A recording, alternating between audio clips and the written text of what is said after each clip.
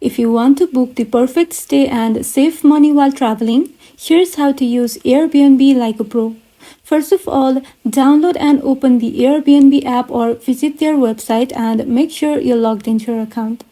Now, in the search bar, enter your destination, travel dates and number of guests.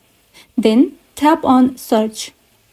Next, use the filters to refine your results. You can set your budget, choose entire homes or private rooms, and even filter for amenities like Wi-Fi, kitchen, or free parking.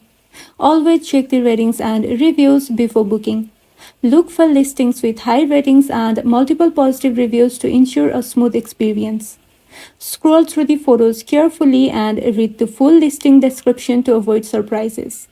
Once you find the right place, tap on Reserve, review the price breakdown, and confirm your booking. You can also message the host with any questions before booking.